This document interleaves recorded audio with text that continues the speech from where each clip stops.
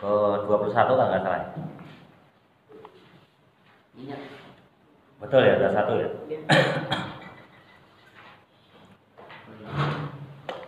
Bismillahirrahmanirrahim. Wal maqalatul hadiyata wal ishruna. Dan maqalah yang ke-21.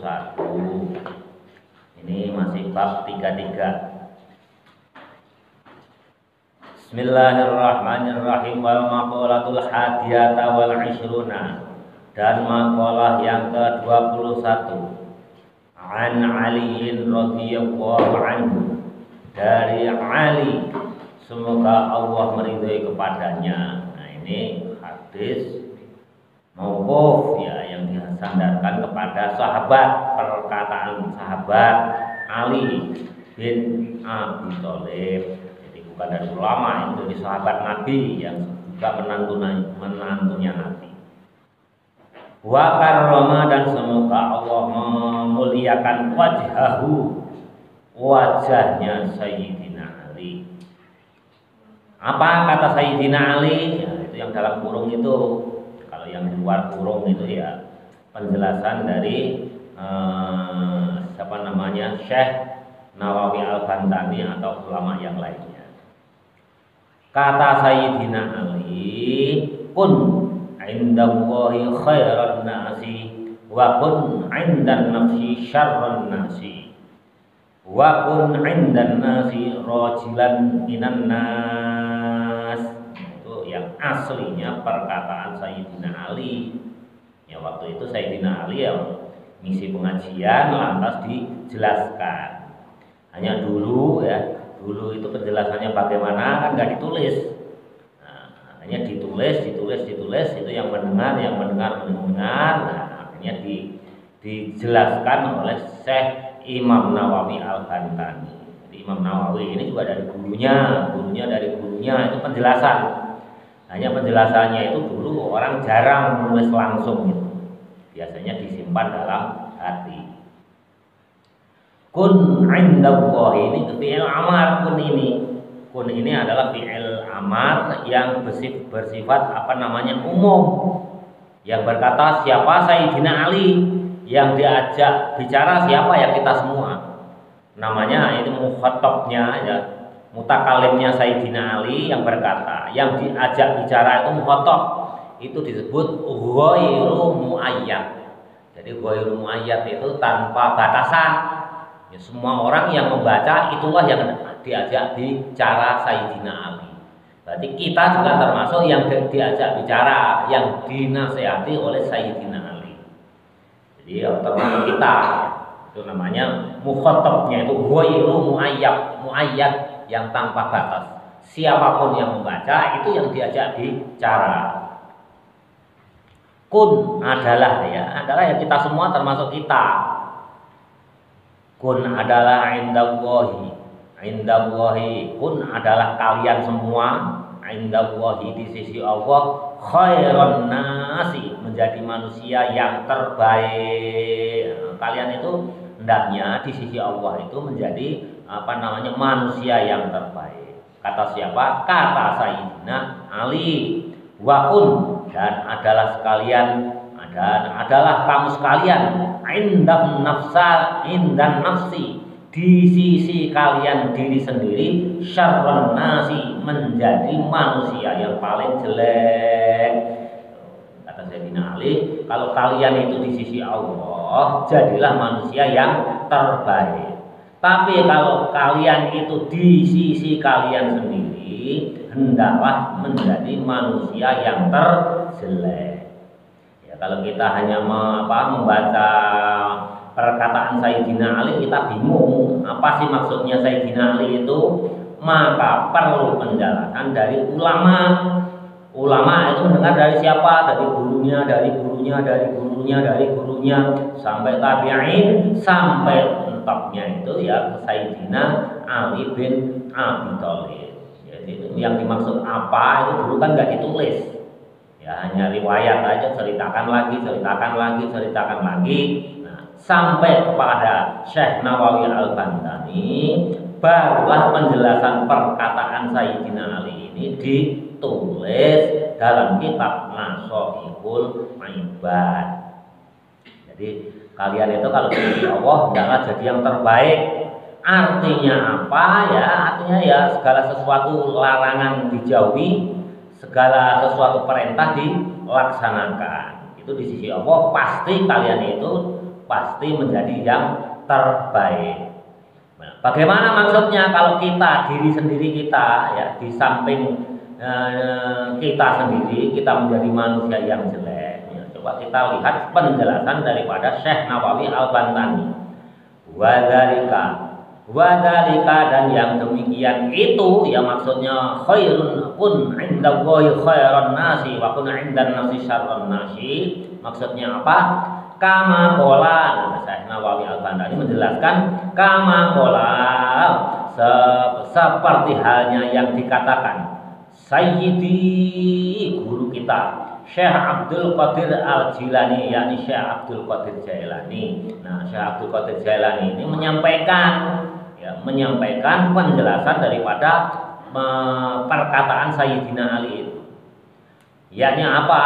Qodisa semoga disucikan sirruhu rahasianya Syekh Abdul Qadir Jailani. Apa kata Syekh Abdul Qadir Jailani?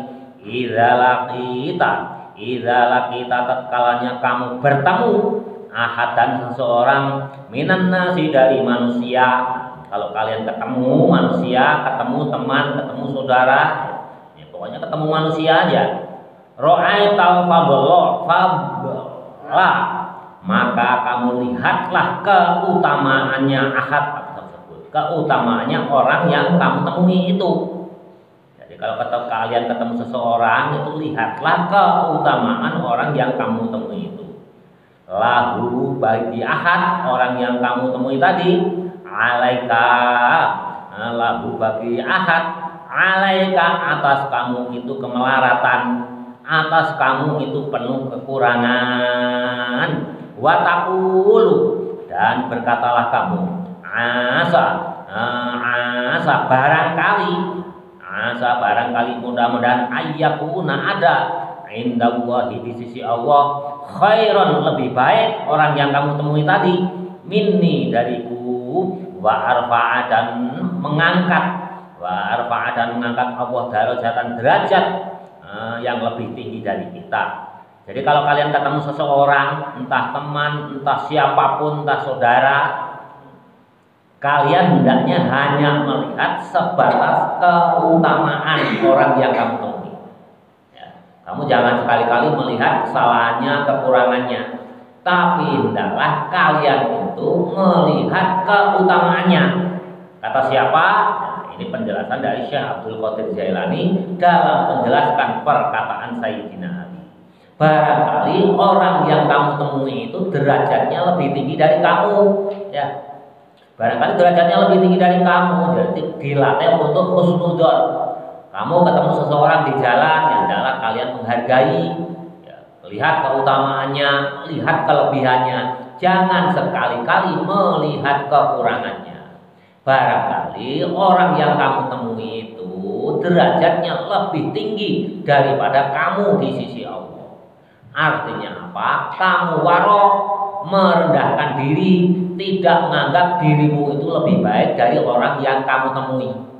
Ya. Jadi kalian tidak akan muncul bibit-bibit sombong di hati kamu. Kalau sudah bisa, kalau ketemu seseorang itu yang dilihat itu kebaikannya. Kalian tidak akan mungkin sombong. Nah, ini mudah diucapkan tapi berat dilaksanakan. Kelihatannya mudah diucapkan, hanya berat dilaksanakan. Kalau kalian bisa ya, setiap orang yang kamu temui itu yang kalian lihat hanya keutamaannya, hanya kelebihannya, berprasangka baik bahwa dirimu itu tidak lebih baik daripada orang yang kamu temui. Orang yang kamu temui itu derajatnya pasti lebih tinggi, ya. Berarti kalian husnudzon. Kalau kalian husnudzon berarti kalian tidak sombong. Artinya apa? Kamu merendahkan diri di hadapan orang lain. Ya, artinya apa? Ya, kamu itu melihat diri kamu itu seolah-olah diriku ini penuh kekurangan, penuh hina, orang lain lebih baik.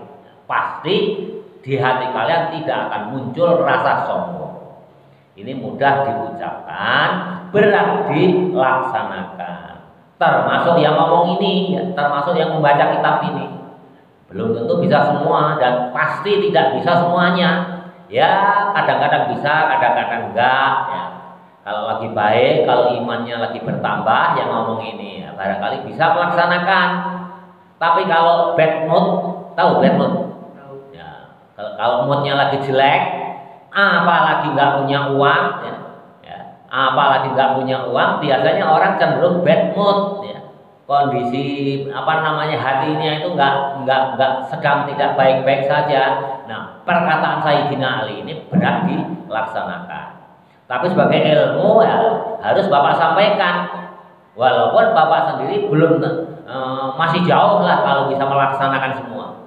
Kalau seandainya jumlahnya misalnya kalau dijumlahnya kan ke 100, ya paling-paling baru 20 barangkali ya. Itu udah nyampe atau belum, tapi ya mudah-mudahan sih lebih gitu. Masih jauh, masih banyak yang belum bisa Bapak laksanakan. Tapi sebagai ilmu, sebagai guru ngaji, baca kitab ya harus kita sampaikan. Nah mudah-mudahan nanti kalian itu bisa secara maksimal mungkin, sebanyak mungkin itu bisa melaksanakan. Kalau kamu melihat teman kamu itu derajatnya selalu lebih tinggi dibandingkan kamu itu selalu banyak kekurangan. Nah itulah maksud Sayyidina Ali. Nanti di hati kamu itu tidak akan muncul sifat sombong, sifat bakhil, sifat apapun yang sifatnya penyakit hati.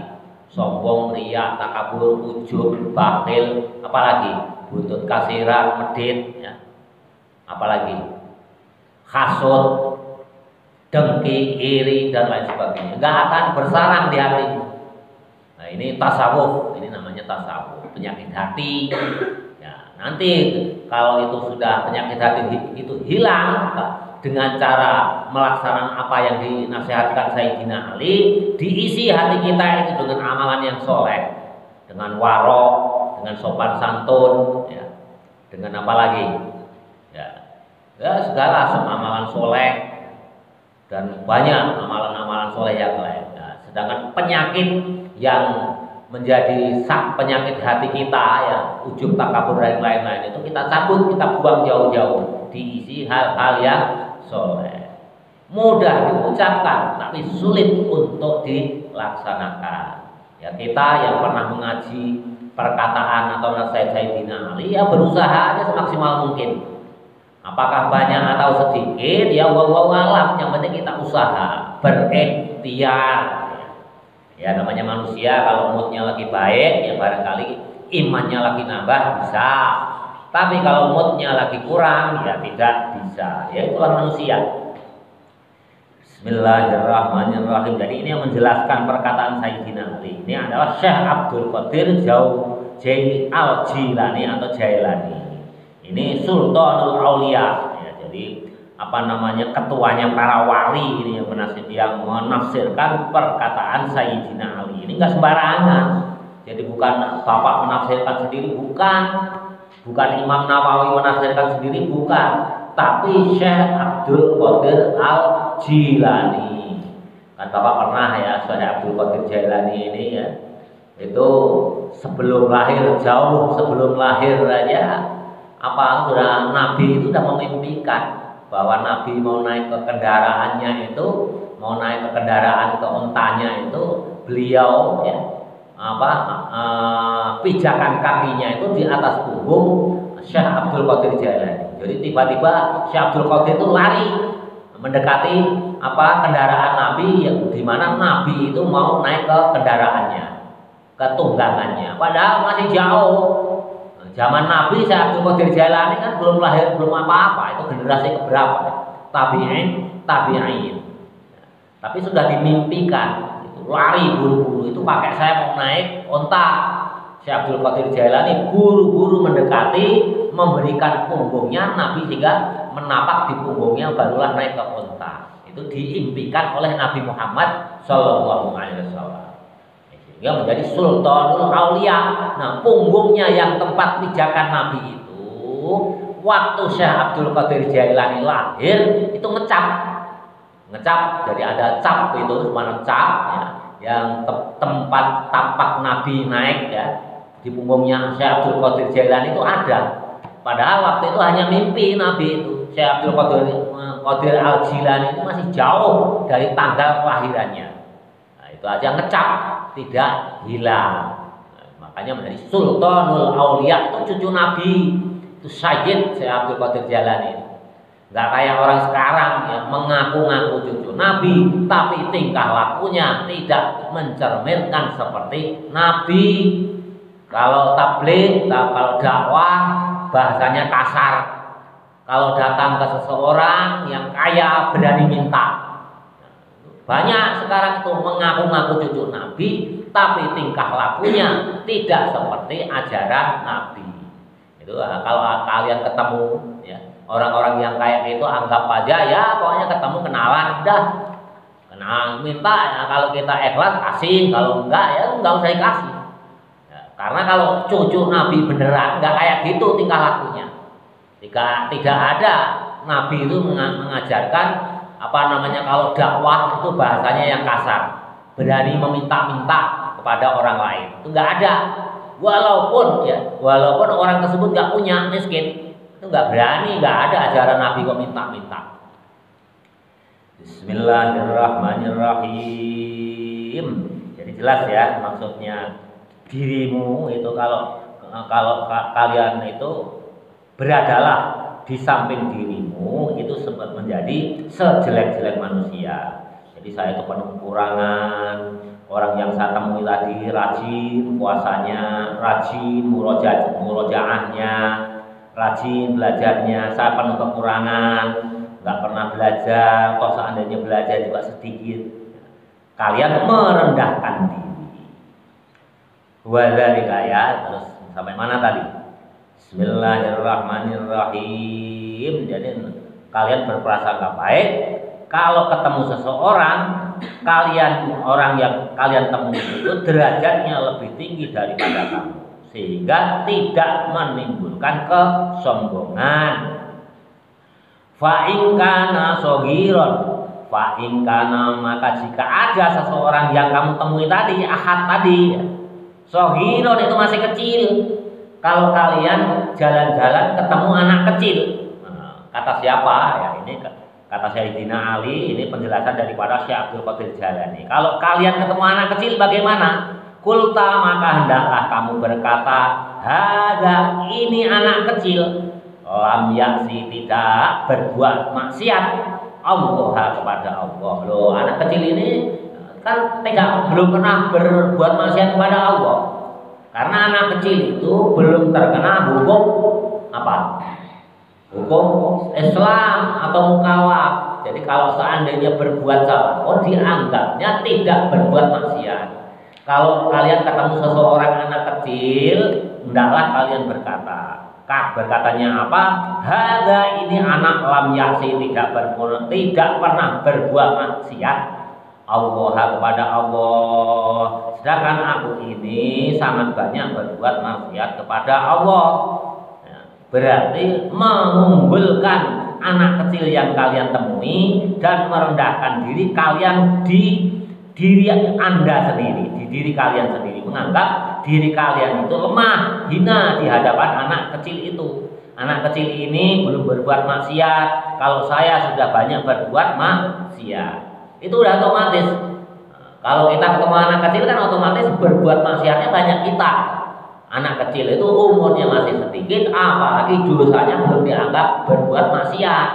Kalau kita ya kalian sudah mumajiz, sudah mukallaf, itu sudah dianggap berbuat maksiat, sudah dianggap berbuat dosa. Jadi kalian tinggikan derajatnya anak kecil ini. Anak kecil ini derajatnya lebih tinggi daripada aku. Karena berbuat dosanya lebih sedikit, bahkan anak kecil ini belum pernah berbuat dosa. Sedangkan aku sudah banyak berbuat dosa, sehingga derajatnya anak kecil ini lebih tinggi daripada diriku. Itu kata Sayyidina Ali, ya, ini penjelasan dari Syekh Abdul Qadir Jailani. Bismillahirrahmanirrahim. Wa ana, dan sedangkan diriku, qad asaitu, sungguh-sungguh telah berbuat maksiat. Nah, kita itu kalau udah gede, udah mau kalap, sungguh-sungguh telah berbuat banyak, berbuat maksiat. Sedangkan anak kecil itu seandainya berbuat dosa, belum dicatat, belum dianggap berbuat dosa. Fala syakka, fala syakka, fala syakka, maka janganlah ragu-ragu, annahu, sesungguhnya anak kecil tersebut khairun, lebih baik, minni, dariku. Nah, kalau ketemu anak kecil, kalian itu menganggap bahwa anak kecil itu lebih baik dari kita karena belum berbuat dosa, sedangkan kita sudah banyak berbuat dosa. Apalagi bapak ya semua orang tua ketemu yang lebih muda ya harus begitu, menganggapnya orang yang lebih muda itu lebih baik daripada diri orang tua. Karena apa? Yang lebih muda itu dosanya lebih sedikit, sedangkan orang yang tua itu dosanya lebih banyak. Ya. Anggapan pada diri kita sendiri harus begitu, supaya sifat sombong kita itu tidak muncul. Selalu menganggap orang lain itu lebih baik daripada kita, termasuk pada yang lebih muda. Bismillahirrahmanirrahim. Jadi yang lebih muda itu dosanya lebih sedikit, berarti derajatnya lebih tinggi daripada yang lebih tua.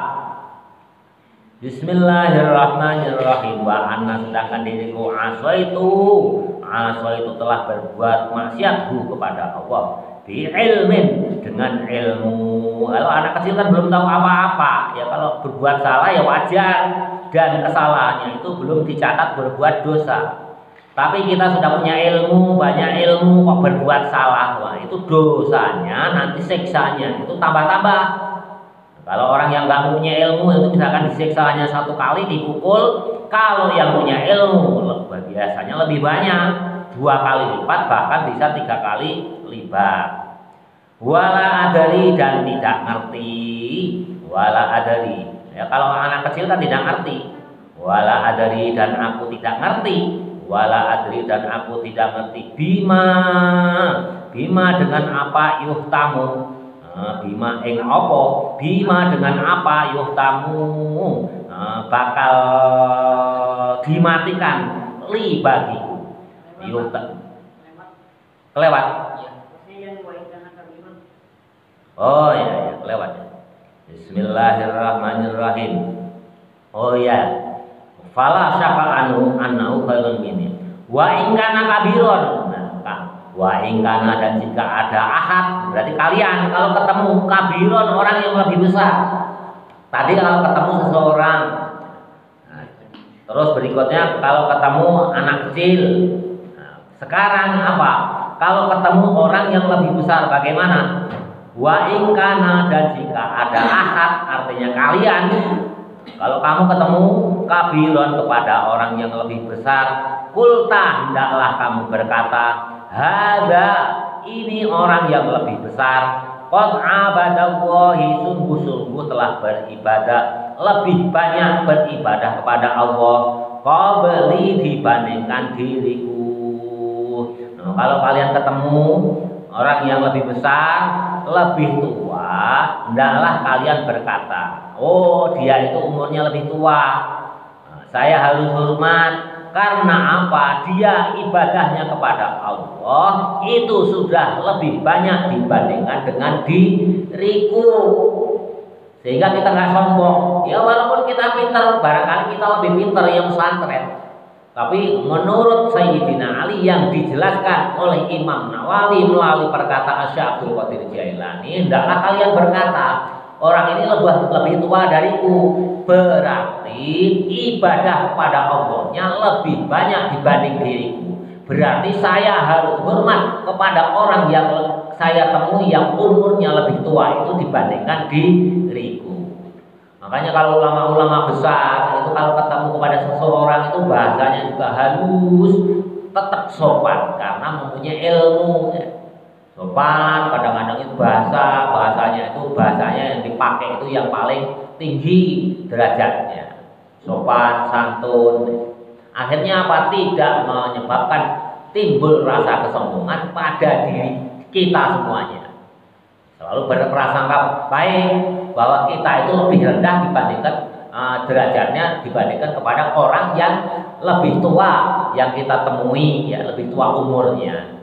Walaupun kita sebetulnya ya jangan sampai kalian itu ketemu orang lebih tua itu berprasangka, wah ngapain saya harus hormat, dia kan orang biasa, saya kan anak pesantrenan, ilmu saya kan lebih banyak. Nah, berarti di hati kalian itu sudah ada kesombongan. Barangkali yang betul-betul derajatnya diangkat nanti menjadi betul-betul orang yang kalian temui itu karena kalian sudah sombong. Tapi kalau kalian merendahkan diri berprasangka baik, secara otomatis nanti Allah justru mengangkat derajat kalian itu yang di posisi yang lebih tinggi dibandingkan orang yang kalian temui walaupun umurnya lebih tua. Jelas ya, ini biarin aja yang ngantuk-ngantuk itu, ada yang sudah nggak nahan kepalanya. Bismillahirrahmanirrahim. Sampai mana tadi ya? Kelewat lagi nanti.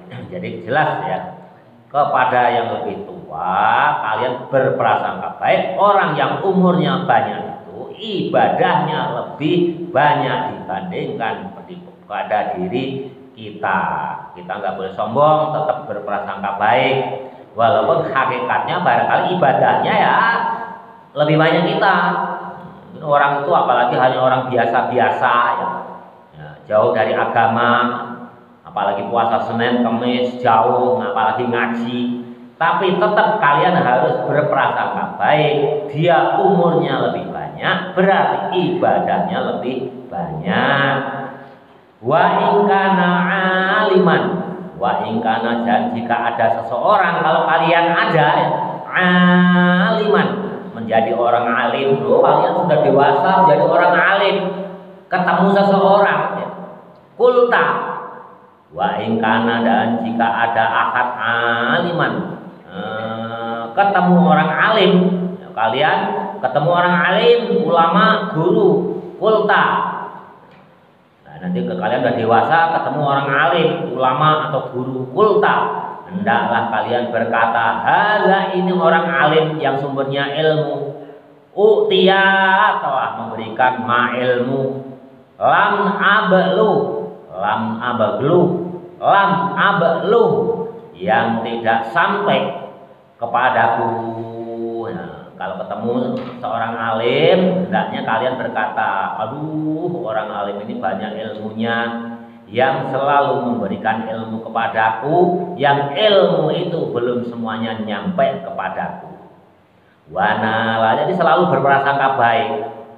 Wana, jangan kalian berprasangka mempunyai perasaan begini, ketemu orang alim, belum tentu itu Pak Fakih itu walaupun pintar ngaji itu ibadahnya lebih baik dariku. Wah, dia itu suka gini, suka ghibah. Ya walaupun faktanya orang yang kalian ketemu orang alim itu begitu, tapi kalian tidak boleh. Ya, belum tentu itu ibadahnya diterima. Berarti kalian sudah berprasangka jelek. Hendaklah kalau kalian ketemu orang alim, ketemu guru, berprasangka baik. Bagaimana caranya? Ya itu orang alim itu yang senantiasa memberikan ilmunya, yang kadang-kadang ilmunya itu nyampe kepadaku, kadang-kadang tidak nyampe kepadaku. Kadang-kadang aku mendapatkannya, kadang-kadang aku tidak mendapatkan ilmunya. Karena apa? Karena ngantuk. Ya, ngantuk kan nggak mendapatkan ilmunya. Ini luar biasa sekali ini nasihat Sayyidina Ali ini. Bismillahirrahmanirrahim. Ini membentuk karakter kalian ya. Kalau kalian nggak memperhatikan ya nanti rugi sendiri. Nah, nanti ya walaupun kalian itu baru bisa mendengarkan suatu saat dewasa, oh Pak Fakih ini pernah menyampaikan ini, tiba-tiba itu ilmu itu datang sendiri, datang lagi. Kalau sekarang belum bisa, kalau Allah menghendaki ya kalian bisa menata hati, itu ilmu laduni itu datang tiba-tiba. Yang diajarkan hari ini tidak bisa, suatu saat kalian itu menjadi bisa sendiri. Yaitu banyak sekali Pak Fakih sendiri merasakan tiba-tiba bisa, ya nggak tahu, ya dulu pernah diajarkan guru saya itu pernah berkata begini, waktu itu nggak paham, tiba-tiba saat sekarang bapak itu otomatis bisa paham sendiri. Itulah yang disebut ilmu laduni, ilmu yang langsung dibimbing oleh Allah Subhanahu wa taala. Tapi memakai perantara juga, pakai riyadhah. Kalau yang tiba-tiba datang Bapak yang dulu pernah dengar, berarti perantaranya apa ya? Kita mendengarkan. Walaupun sekarang belum ngerti, suatu saat Allah memudahkan untuk memberikan pengertian kepada kita. Juga kalau ketemu ulama, tetap kalian harus berkhusus. Kalau kalian berprasangka jelek, wah belum tentu walaupun dia itu ulama. Oh pernah saya menyaksikan begini. Nah, kalian berprasangka jelek, nah itu akan kembali kepada diri kalian. Nah, ilmu yang dimiliki oleh ulama itu yang nggak akan ridho. Yang nggak ridho itu bukan orangnya nggak tahu ulamanya itu, tapi ilmunya tahu gitu. Karena apa? Ilmu itu yang menjaga para malaikat oleh Allah sendiri. Nanti ilmu itu laporan kepada Allah. Allah itu susulan itu, dia menghibah gurunya ulama. Nah, ya, sehingga saya nggak ridho. Allah, saya itu ilmunya ulama itu. Ya kalau ulama itu ada berbuat salah kan manusia. Ulama itu pasti pernah berbuat salah dan lupa. Yang dijaga maksum itu hanya Nabi. Ilmunya yang gak ridho, laporan pada Allah, tulis malaikat itu si fulan itu menghibah ulama. Nah nanti kembali kepada diri kalian, itu berkahnya itu dicabut oleh Allah karena berprasangka buruk kepada ulama, kepada orang alim, kepada guru. Jadi kalau kalian belum benar-benar mendapatkan bukti yang nyata, jangan sekali-kali berprasangka buruk kepada orang alim. Ya, kecuali sudah bukti nyata, tertangkap tangan, sudah ada bukti, nah baru kalian itu boleh mengatakan si ulama itu Tapi kalau belum ada bukti tertangkap tangan yang nyata hakul yakin, itu nggak boleh. Karena apa? Masuknya itu berprasangka buruk kepada ulama. Bismillahirrahmanirrahim. Bismillahirrahmanirrahim. Sampai mana tadi? Wala adri. Bismillahirrahmanirrahim. Wa in kana aliman tadi. Wa nala dan mendapatkan ma ilmu lam anal yang belum aku dapatkan. Wa alima dan mengetahui ma sesuatu jahil tuh aku bodoh. Jadi kalau kalian di hadapan orang guru, alim, ulama khususnya kalian harus mengakui diri kalian itu tetap bodoh. Wa huwa dan adapun orang alim tadi ya'malu beramal bi'ilmihi dengan ilmunya. Kalau orang alim ya sejelek-jelek orang alim itu kalau beramal itu selalu dengan ilmunya. Tapi kalau orang bodoh biasanya beramal itu dengan ikut-ikutan. Risiko salahnya biasanya lebih tinggi kalau orang bodoh itu. Makanya kalian tidak boleh berprasangka buruk terhadap seorang alim. Hendaklah selalu berprasangka baik, dan di hadapan orang alim itu kalian hendaknya merendahkan diri, merasa bodoh dan mendapatkan ilmu itu dari orang alim. Bismillahirrahmanirrahim. Wa in kana jahilan, wa in kana dan jika ada ahad seseorang tadi atau kamu sekalian jahilan ketemu orang bodoh, luar biasa Islam ini. Sampai kalau kita ketemu orang yang sangat bodoh, katotoloyo, ya, jahlun murokab, itu pun kita diajarkan bagaimana menyikapinya. Wa in kana jahilan dan jika kita bertemu dengan orang bodoh, kulta maka hendaklah kalian berkata, hadza ini orang bodoh aso berbuat maksiat Allah pada Allah bijahlin dengan kebodohannya. Kalau orang bodoh berbuat maksiat ya wajar, dia nggak tahu ilmunya. Apakah ini haram, ini halal, dia nggak tahu. Ya kadang-kadang orang pemabuk itu kan, ya, dia bodoh, dia dari agama, nggak pernah mendengar ajaran agama. Ya ikut-ikutan. nimbrung dengan temennya ikut minum minuman khamr. Nah, dia nggak tahu kalau itu dilarang oleh agama. Dia masih maksiat itu dengan kebodohannya. Nah, kalau seseorang berbuat maksiat dengan kebodohannya, dia tidak tahu, peluang untuk diampuni oleh Allah itu besar sekali. Tapi kalau kita tahu ilmunya, banyak ilmu, tetap berbuat maksiat, tidak ada lain ya perbuatan maksiat itu diampuni kecuali bertobat dengan taubatan nasuha. Ya, tobat aja belum tentu kita diterima. Ya. Belum tentu diterima. Jadi kemungkinan kalau orang yang berilmu itu taubatnya juga ada kemungkinan tertolak. Harus benar-benar dia itu riyadhah untuk supaya tobat itu bisa diterima oleh Allah Subhanahu wa taala. Itu kalau orang yang berilmu. Beda orang yang bodoh. Orang yang belum pernah ngaji khamr itu halal atau haram, dia ikut-ikutan minum, peluang untuk dimaafkan di hadapan Allah itu sangat besar sekali. Karena apa? Berbuat maksiat itu dengan kebodohannya. Coba kita lanjutkan. Bismillahirrahmanirrahim. Bismillahirrahmanirrahim. Wa ana dan sedangkan kita itu berbuat maksiat, kita berbuat maksiat aku kepada Allah bi'ilmin dengan ilmu. Nah, kalau orang pintar itu berbuat maksiat juga dengan ilmu. Udah tahu barang haram, sudah tahu korupsi itu haram, dilarang orang oleh agama, tetap korupsi.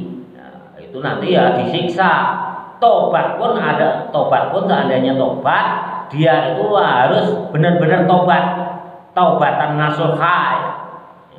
Tobatnya pun sangat sulit. Wala adari dan tidak ngerti aku. Bima yutamu dengan apa dan kapan kita dimatikan, ditamatkan hidup ini. Yutamu itu tamat, ditamatkan diriku ini. Nanti matinya itu bagaimana, dengan apa kita nggak tahu.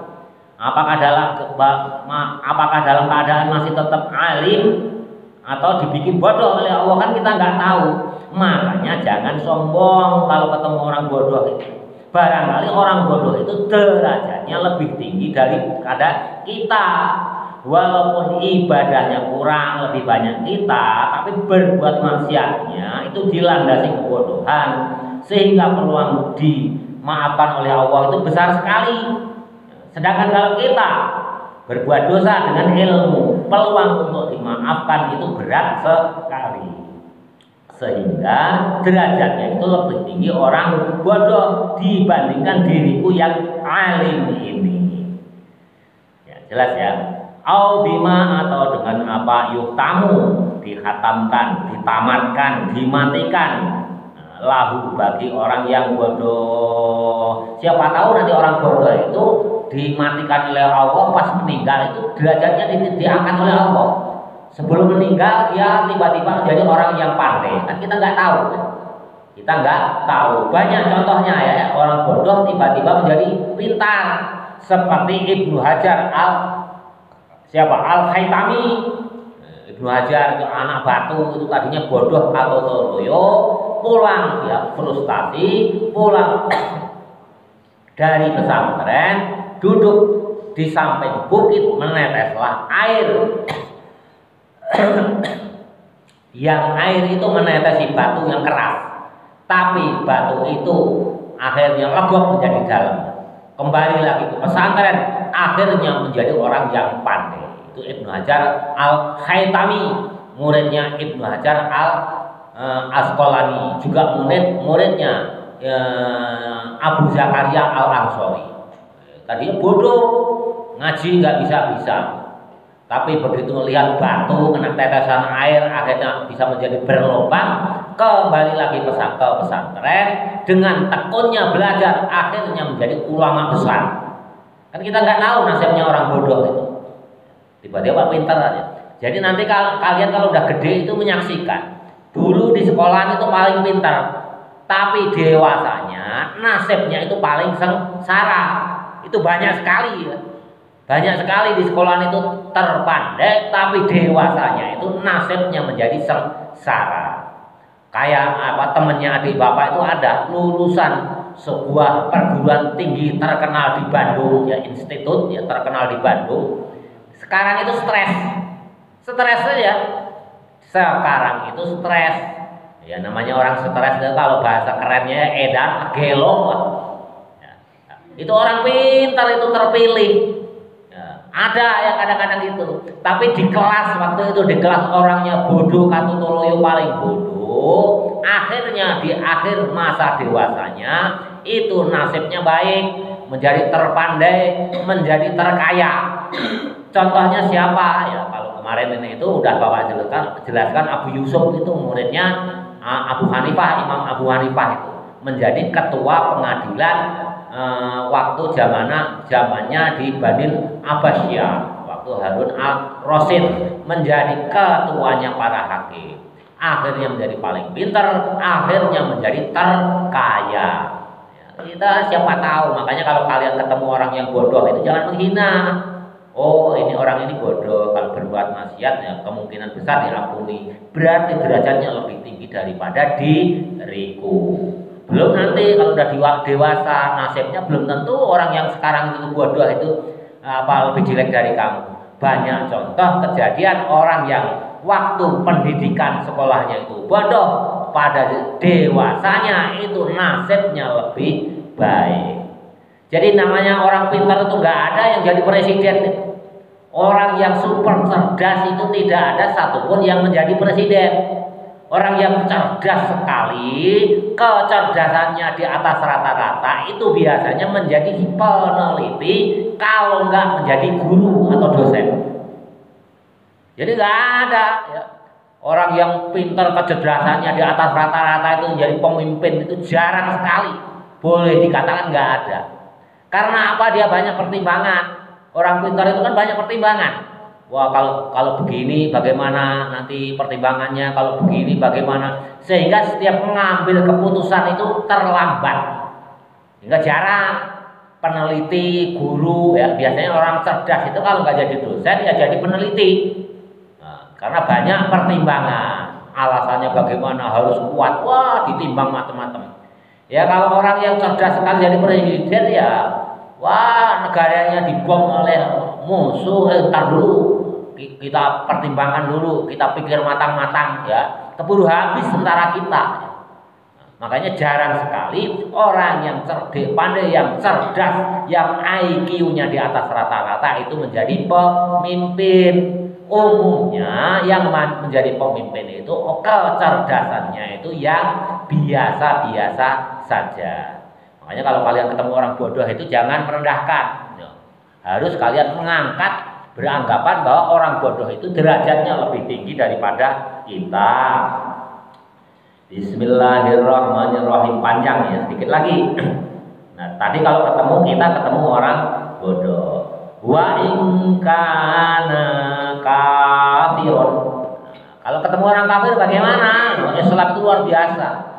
Kita tuh diajarkan secara detail. Makanya kalau orang yang punya ilmu itu ketemu siapapun ya, orang Islam yang ilmunya sudah mumpuni itu bagaikan kumbang ya. Kumbang kalian tahu nggak tawon madu hinggap dimanapun tidak pernah merugikan yang lainnya. Hinggap di ranting tidak menyebabkan ranting itu patah. Hinggap di daun tidak menyebabkan daun itu rusak. Hinggap di bunga tidak menyebabkan bunga itu rusak. Begitu juga orang alim yang berilmu dimanapun tempat tidak akan membuat kerusakan, tidak pernah menyinggung perasaan orang lain. Karena apa? Diatur sampai detail. Sampai ketemu orang kafir pun kita diajarkan oleh Sayyidina Ali. Wa in kana kafiron, dan jika kita ketemu dengan orang kafir, kulta hendaklah kalian berkata, la adri, aku tidak mengerti, asa barangkali ayus 5 orang kafir yang kita temui tadi masuk Islam ya. Nah, siapa tahu yang kita temui itu nanti masuk Islam. fayutamu maka ditamatkan, maka dimatikan lahu bagi orang yang kita temui tadi masih dalam keadaan kafir bi khairil amali dengan baiknya amal. Banyak kan mualaf itu amalnya yang lebih baik daripada kita yang dari kecil semenjak lahir kita itu sudah Islam ya. Barangkali yang kita jangan sekali-kali wah kamu ini orang kafir ini pasti masuk neraka, nggak boleh. Itu bisa kualat kalian itu ya, bisa kualat, itu bisa berbalik kepada dirimu masuk neraka, kata-kata masuk neraka. Jadi kalau kalian bertemu orang kafir jangan sekali-kali orang kafir itu nggak ada apa-apanya pasti masuk neraka. Itu bisa berbalik kata-kata pasti masuk neraka itu kepada dirimu. Siapa tahu nanti orang kafir yang kamu temui itu masuk Islam, amalannya lebih baik, suatu saat menjadi imammu. Tiba-tiba kalian pergi haji, ternyata pembimbingnya itu orang yang dulu saya kata-katain dulu belum masuk Islam. Itu banyak kejadian. Ada orang Cina itu, Ustadz siapa? Felix Xiao. Itu juga dulunya kafir. Sekarang alim ya, menjadi mubalek pendakwah Islam yang sangat terkenal. Banyak ya. Ada Yusuf Islami, ada juga yang dulu pendeta Kristen siapa? Itu juga ada, banyak ya pendeta-pendeta atau orang-orang kafir itu masuk Islam, akhirnya keilmuannya, ilmu Islamnya lebih baik dibandingkan dengan diri kita yang notabene Islam sejak lahir. Jadi nggak boleh kalian mengata-ngatain orang kafir ya. Barangkali nanti masuk Islam, dia amalnya lebih baik daripada dibandingkan dengan diri kita. Dia dimatikan dalam keadaan husnul khotimah. Tapi yang mengata-ngatain kamu kafir pasti masuk neraka, pas dimatikan dalam keadaan husnul khotimah. Na'udzubillah min dzalik. Wa asa dan barangkali an aku dalam keadaan kafir loh. Kalau ini Syaikhul Qadir Jailani ini terang-terangan mengatakan siapa tahu nanti aku yang kafir. Kalau dia sekarang dalam keadaan kafir, siapa tahu nanti aku dalam keadaan kafir. Sehingga aku tidak mau mengatakan yang kafir itu pasti masuk neraka. Nah, kalau masuk Islam ya nanti kalau kita ngata-ngatain ya, kata-kata masuk neraka itu berbalik kepada diri kita. Fayuh kamu maka ditamatkan li diriku bisu'il amali dengan jeleknya amal. Nah, ini kata Syekh Abdul Qadir Jailani. Kalau bagi kita ya na'udzubillah min dzalik, kita nggak boleh ngata-ngatain orang kafir. Kita tetap harus menyayangi sesama ciptaan Allah. Namanya ukhuwah basyariyah, ini yang paling tinggi. Persaudaraan sesama manusia. Sesama manusia ini kalau kalian sudah bisa menerapkan, bisa saling toleran, yang berbeda agama, berbeda keyakinan, itu derajatnya paling tinggi. Derajat berikutnya yang kedua ya ukhuwah Islamiyah. Ukhuwah Islamiyah itu ya yang kedua ya. Sesama Islam itu ya wajar lah kalau bersaudara. Kalau nggak bersaudara itu malah yang nggak wajar. Tapi kalau sesama manusia kita bisa bersaudara, hidup berdampingan dengan rukun, saling menghargai, saling menyayangi, itulah derajatnya yang paling tinggi. Jadi jangan mentang-mentang jangan mentang-mentang, kecuali yang sudah jelas-jelas kafir, seperti pencipta lampu listrik ini. Walaupun amalnya baik, nanti sampai hari kiamat ini yang menciptakan listrik ini amalnya banyak sekali, banyak manfaatnya, termasuk kita memanfaatkan. Tapi begitu dihisab, dia akan tetap mati dalam keadaan kafir. Ya, begitu dihisab ditunjukkan, oh ini Thomas Edison, betul ya? Thomas Edison amal kamu itu banyak sekali. Tapi kan kamu tidak mempunyai miftahul jannah, kuncinya surga. Gak boleh kamu masuk surga. Kamu tetap masuk neraka. Tapi apakah boleh kita menghubungi Thomas Edison pasti masuk neraka? Ya wallahu a'lam, mau kita kenal aja enggak. Nah, barangkali itu menjawab apa namanya dia itu masa yang digantungkan. Ya. Kalau bapaknya Nabi, ya bapaknya Nabi itu kan sejarahnya jelas. Itu kan masa menggantung, masa yang agama Islam belum nyampe, sedangkan agama lain juga tidak nyampe. Itu masa menggantung itu biasanya diampuni karena ada yang berpendapat dia diletakkan di antara surga dan neraka, ada yang berpendapat dia masuk surga. Masa apa namanya? Taruh apa? Itu masa yang menggantung gitu. Itu. Thomas Edison ini nggak tahu tahun kapan, Bapak juga nggak tahu pasti tahunnya. Apakah Thomas Edison ini pernah mendapatkan dakwah Islam? Ada ulama yang berfatwa kalau orang ya walaupun fatroh ya, masa yang gantung itu fatroh. Misalkan orang yang hidup terpencil di pegunungan Papua sana, Islam ya, dakwah Islam belum pernah nyampe. Apakah kalian berani menghukumi pasti masuk neraka? Kalau Bapak nggak berani itu, karena termasuk masa fatroh kalau menurut Bapak. Karena dakwahnya Islam belum nyampe, karena terpencil ya, kita jangan sekalian terserah Allah aja nanti. Kita jangan sekali-kali menghukumi pasti masuk Islam, kecuali walaupun daerah terpencil tapi dakwah Islam sudah nyampe, dia tetap tidak mau masuk Islam. Nah, fatroh itu udah gugur, dia udah pasti masuk neraka. Beda hal ya, hati-hati menerapkan suatu hukum itu, kita harus hati-hati. Termasuk ketemu orang kafir pun kita harus berhusnuzon, barangkali dia itu nanti nasibnya lebih baik daripada kita, amalan baiknya lebih baik daripada kita. Justru kita yang masuk neraka, apabila min dzalik, dia yang masuk surga karena dia husnul khotimah, yang menghujat su'ul khotimah. Intaha, selesai. Ini nasihat dari Syekh Abdul Qadir Jailani. Berikutnya kata Sayyidina Ali, wakun dan adalah kamu sekalian indana di sisi manusia rajulan sebagai seorang laki-laki minan nasi dari manusia. Kata Sayyidina Ali yang ketiga nasihatnya apa? Kamu itu di sisi manusia itu ya jadilah seorang laki-laki ya. Ini kebetulan yang dinasihati waktu itu ya, yang ikut ngaji Sayyidina Ali itu orang laki-laki ya, rajulan. Nah, ini gimana termasuk mar'ah juga termasuk di sini. Bukan berarti ini khos itu bukan. Rajulan itu lafal am, lafal khos bimakna am. Jadi lafalnya itu tertentu laki-laki, tapi maknanya itu termasuk perempuan. Karena apa? Yang dihadapi Sayyidina Ali waktu itu perempuannya tidak ada, maka disebut rajulan.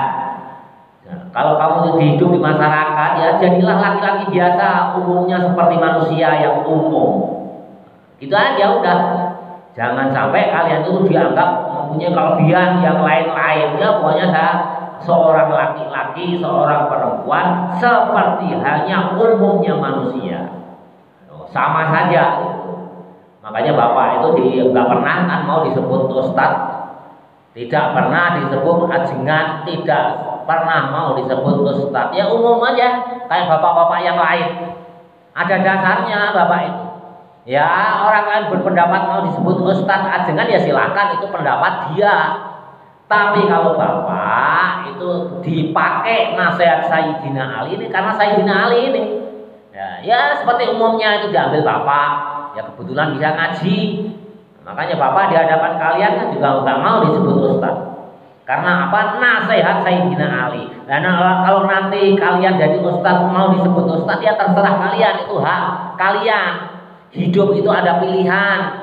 Kalau aku pilihan bapak nggak mau disebut ustaz, sama saya dengan orang warga yang lain seperti manusia yang lain. Karena apa? Mengamalkan nasihat daripada Sayyidina Ali. Jadi bapak itu setiap apa tingkah laku bapak itu sebisa mungkin didasarkan kepada kitab, kepada nasihat Nabi, ya, sahabat, tabi'in, ulama. Kalau Pak Fakih kan bukan siapa-siapa, ya ikut aja ulama itu aja. Kebetulan nggak mau disebut ustaz itu ikut Sayyidina Ali, ya bukan mengada-ada bapak itu. Ya. Kalau kalian jadi ustadz, jadi ajengan, ulama besar, mau disebut ajengan, kiai, ya terserah kalian, itu pilihan kalian, ya jelas ya.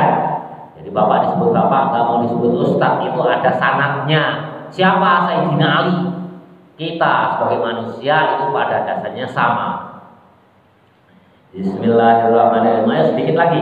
Bismillahirrahmanirrahim. Fa innallaha, maka sesungguhnya Allah yuqrahu benci, ayyara melihat abdahu hambanya Allah mutamayyizan yang membeda-bedakan. Jadi Allah itu benci kalau ada orang yang membeda-bedakan hambanya. Kita itu egaliter kalau kata orang sekarang. Kita manusia, sesama manusia itu sama. Saya makan nasi, yang lain juga makan nasi.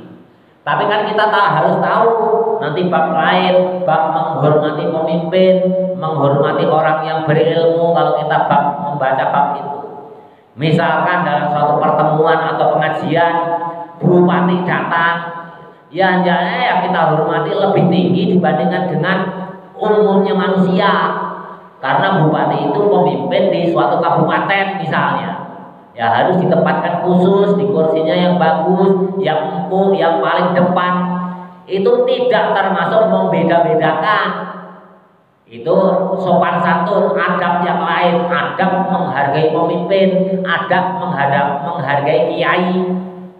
Kita juga harus tahu diri orang yang biasa ini. Oh, ini ajengan, pemimpin, kiai, ilmunya banyak. Harus kita lebihkan hormatnya dibandingkan dengan manusia umumnya. Itu tidak termasuk membeda-bedakan. Ya, kalau kiai ya disejajarkan dengan bupati, duduk di kursi empuk di depan, di makanannya yang enak-enak, di piring. Ya, kalau perlu ngambil sendiri, ya prasmanan. Misalkan suatu saat di rumah kalian menjadi pemimpin, ya, jadi lurah misalkan atau kepala desa, sedang rapat di rumah, ya, sedang mengadakan rapat di rumah. Tiba-tiba ada pengemis datang minta-minta. Ya cukup kalian ambil bungkus nasi, kalian bikin rames bungkus nasi ini, silakan dimakan. Cari tempat yang teduh, tempat yang nyaman. Ya, seandainya pengemis tadi kalian tempatkan sama dengan peserta rapat, barangkali grogi pengemis itu. Mau makan malah sungkan. Harusnya garpu itu di kiri diletakkan di kanan, sendok yang harusnya di kanan di kiri, nggak bisa makan, akhirnya berantakan.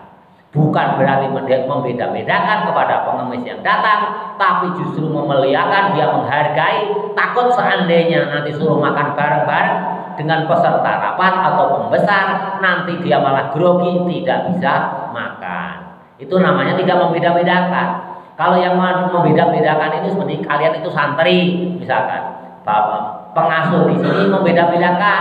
Kalau si A itu dimanjakan, si B selalu dimarahin, nah itu baru membeda-bedakan. Jelas ya perbedaannya antara, jadi proporsional. Kalau ajengan ya, kalau kita ya menghormati harus dilebihkan dibandingkan manusia yang lain. Itu namanya nggak membedakan. Tapi kalau selevel ya harus sama. Ya harus sama. Luar biasa ini Nasuhul Ibad ini ya. Sayyidina Ali itu menasihati kita itu. Ya kalau bagi yang nggak ngantuk, yang mendengarkan tuntas, ya beruntunglah kalian. Bismillahirrahmanirrahim. Bismillahirrahmanirrahim. Jadi kalau kita hidup bermasyarakat, anggap aja sama. Kita jangan, walaupun ya diri kita itu tahu diri kita itu pesantren lama, ilmunya lebih tinggi. Kalian jangan memposisikan lebih tinggi. Itu Allah itu tidak senang. Yang roh membedakan an ghairihi dari yang lainnya, kama fil hadis, seperti halnya yang telah dijelaskan di hadis. Nah, di hadis itu dijelaskan bahwa Allah sangat benci orang yang membeda-bedakan satu dengan yang lainnya. Wakana dan ada ba'duhum dari sebagian mereka ulama yang berdoa bihada doa dengan ini doa. Ini doanya ulama. Allahumma ij'alni saburan waj'alni sakuran waj'alni fi aini shaghiran wa fi a'yunin nasi kabiran. Ini doanya ulama yang diajarkan oleh Imam Nawawi Al-Bantani melalui kitab Nashaihul Ibad. Allahumma wahai Allah, ij'alni jadikanlah diriku saburan sebagai hamba yang pandai bersabar, waj'alni dan jadikanlah diriku wahai Allah syakuran hamba yang pandai bersyukur, waj'alni ya Allah dan jadikanlah diriku ini fi aini shaghiran, fi aini di mataku, shaghiran itu yang terkecil, diriku ini yang terkecil, yang terlemah, yang terbodoh, wa fi a'yunin nasi dan di mata manusia yang lain kabiron, wa fi a'yuni dan dalam penglihatanku an-nasi manusia yang lain kabiron itu lebih besar dibandingkan diriku. Nah, jelas ya, doa ini sudah luar biasa jelasnya ya. Jadi kalau kalian berdoa diri kita itu paling kecil, orang lain itu adalah lebih mulia daripada kita. Itu doanya ulama. Alif ha itu namanya intaha. Ya, tadi belum Bapak sebutkan ya, sebelumnya itu di depan kurung itu ada alif ha, nasihatnya Syekh Abdul Qadir Jailani itu telah selesai intaha. Wallahu a'lam bishawab.